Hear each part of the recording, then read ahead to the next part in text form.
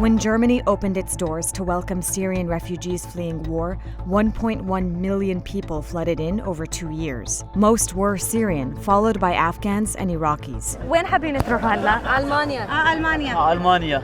Today, the Syrians we met in 2015 are being integrated, while the country is trying to deport Afghans and Iraqis who've been denied asylum. و فرق دارن میذارن. اونایی که میگن نه تو آلمان همه یکسانن مساویان دروغه. This September, Germans will vote in federal elections that will signal how the country feels about Chancellor Angela Merkel.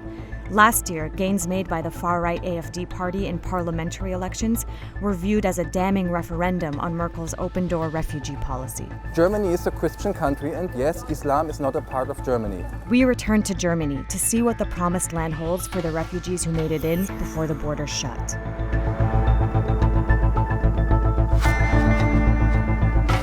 In 2015, Hamida crossed into Germany with her husband Asadullah and son Hadi. Their baby Melissa was born 3 months ago in a refugee camp in Berlin. The Afghan family now lives in a container home on the outskirts of town. اینجا بچه به دنیا آوردن خیلی خوبه. خیلی رسیدگی دارن به همه چیز بچه. خیلی خوبه. بچه‌م درس میخونه خدا رو شکر. Have you been granted asylum? نه، به ما جواب منفی دادن و سعی میکنم که دوباره تلاش میکنیم بمونم. Are you guys worried about being deported? خیلی. پدرم رفت افغانستان کشته شد. به همین خاطر خب الان ما هم میترسیم ما هم بریم همین بلا سر ما نمیاد، سر خانواده من هم میاد. Germany doesn't consider Afghanistan a war zone and is sending the Afghans who were denied asylum back to Kabul. While we were editing this story, Kabul experienced one of its worst bombings ever, the latest in growing violence in the country. Ronald Glasser of the AfD party wants even Syrians to go home when their war ends.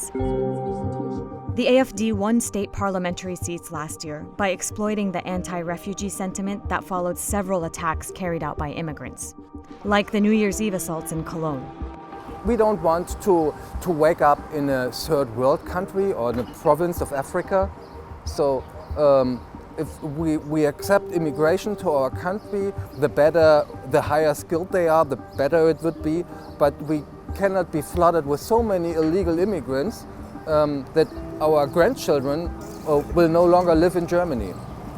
Have you seen any evidence of a developed country losing its identity and becoming a third world country because it accepted immigrants and refugees? Well, this is a bad comparison, but look at what happened in parts of South Africa, where it is very insecure today, since the black population has gotten all the power. But this is a bad comparison. Yeah, because it's Africa and there are black people South there. Africa. How do you respond to your critics who say you are a racist party and an Islamophobic party? Do you accept that? This is part of the political process to insult your competitor and saying you are racist. Well, it's just not true. I told you. You're not racist? No, of course I'm not. You're not Islamophobic? No, I'm not. I asked Ronald to join me in a restaurant opened by a Syrian refugee who came to Germany in 2015. Hello. Marhaba. I'm not really hungry, therefore I must eat something. Otherwise you're going to tell me I'm an Islamophobe. No, absolutely not. That's not why. We just had breakfast too, so maybe we'll just have tea. Dankeschön.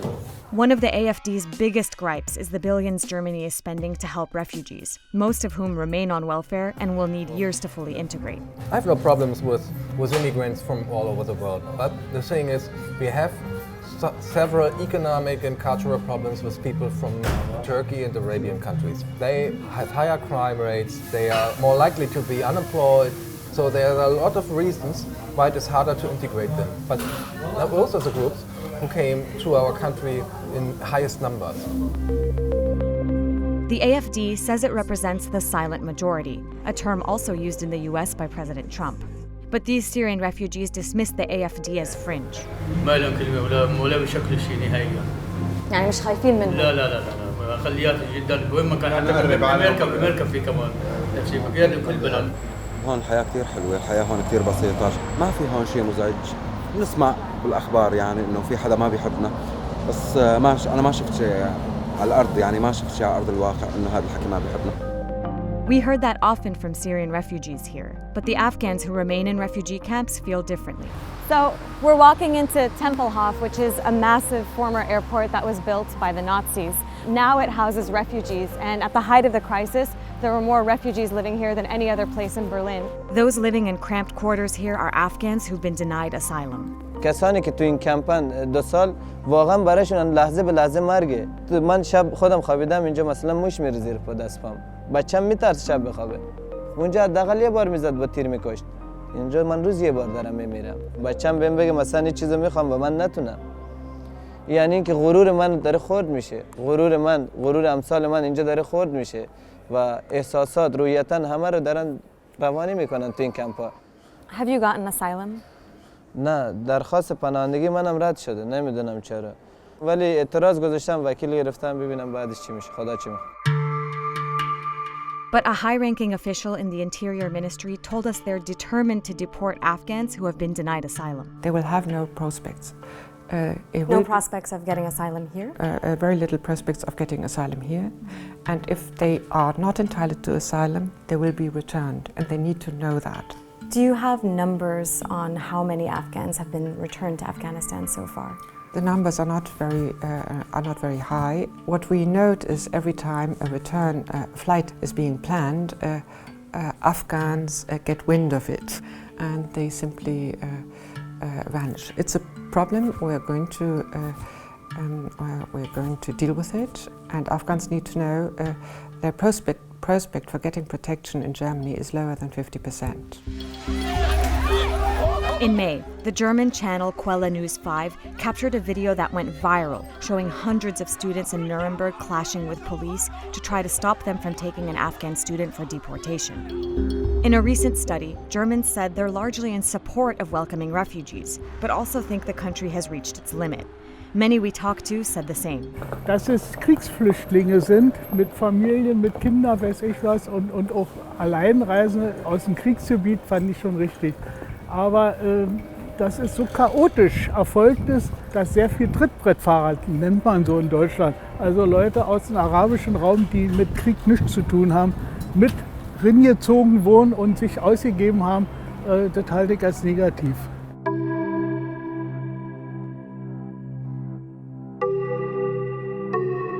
The idea that freeloaders took advantage of Germany's open doors is even more prevalent in rural regions, like where Mohammed, a Syrian we met in 2015, now lives. Even while waiting on the border, Mohammed told us he didn't want to be a burden. We're trying to be polite, we're trying to be good refugees with a good future.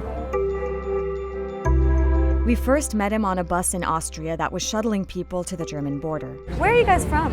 I'm from Syria. All of you. And your family? Yeah, he's my cousin, and he's my brother, he's my other cousin, and the rest is my friends. Hi! How are you? The guys have since split up, moving wherever they could find opportunity. Mohammed got an internship in the countryside and is renting a room in a family's home. Our cameras attracted a curious neighbor. Wo arbeitet sie? Wo arbeitet? Motan. Ah ja, bei Motan, genau. Ja, als Elektroingenieur. Entschuldigung, das ist... No, alles klar, alles klar. Ich dachte, was ist denn da? Sie sind unsere Nachbarn, Alles klar.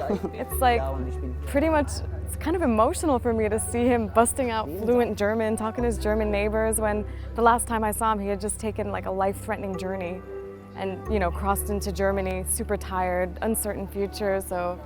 I'm very proud of you, I was saying. I'm very emotional seeing you talk German and, you know, be Of course here. I will talk German, I mean, you know, the last time I saw you, you guys were just like super exhausted and you barely made it and you almost drowned and you almost had your stuff stolen and remember? I don't know. Remember that? I don't know what to tell you, but, you know, living here, it's like you will get this chance only. Either you will prove yourself or you'll go with the other people. I don't want to take money from government anymore. Mohammed's off welfare and feels his internship may lead to a job, goals he set out to achieve when we first met. A bunch of people right now are about to board a free bus to the border. You told us to get on that bus, remember? Yeah, you because were like, come with us, you were talking in English, and you were talking, and then I thought, hey, this is someone talking English. Maybe I can explain something for them. We're trying to send a message that we are not just refugees. We are engineers, we are doctors, we are lawyers, we are scientists. So in our country, in Syria, most of us, they don't have a good or a better education. Yeah. So for me, I would like to continue my study or to work there. As I did. You are working here. All I'm thinking about now is just to be in Germany. Once you are in Germany, everything will be okay. Has it been okay? Yeah, I can say like it's for 70%. It's not everything was okay. I mean, it's not really easy. The government here asks the people to integrate. Of course, we need to integrate. We need to learn the language. We need to respect the rules. We need to respect the people. We need to respect the traditions here. I am really 100% with that. But you cannot just tell someone who was in a war and now he become here, he need to start from zero. I mean, it's not a way to deal with people that really they come from war. The path to creating a new life in Germany is a long and often difficult one. To get far, you need to speak German, and most asylum seekers still don't. And it can be lonely. Mohammed hopes to marry his fiancée, who's in Syria, and have her join him. When you think about the fact that we're in this really nice coffee shop in a beautiful European city, and you contrast that to what's happening in Syria right now, what does it make you feel? When I'm talking to my cousin, like we are talking every 2 weeks, for example, I'm telling him, hey, what's going on? He's telling me, thanks God we're still alive. It's like that. I mean, what's it like around him? It's like he don't know when it's going to be a bombing, but it will be. Someday, we don't know when, we don't know where. Maybe he will be there, maybe he will not. This is the problem. I mean, I'm feeling shy to tell him that I'm good. I'm feeling shy to tell him that I'm going everywhere. I'm feeling shame that sometimes I forget myself and I used to live here. Do you feel guilty being here? Yeah, of course. But at the end, it's my life. I mean, I got scared like everyone else. Everyone gets scared for his life. Everyone wants his life to be good. So everyone is asking me, are you going back to Syria? I don't know what the future will be, how the future will be. Maybe I will go back, maybe not. I don't know. I don't have any clue about that. When Germans return to the polls this fall, the world will be watching to see whether the country joins a tide of populist right-wing fervor seen across Europe. Meanwhile, Syrians like Mohammed will continue trying to fit into German society, while many Afghans who also entered the country when he did may have to bid it farewell. So that's what's going on now. If you want to check out our first journey across Europe in 2015, including when we met refugees like Mohammed, check out these next videos.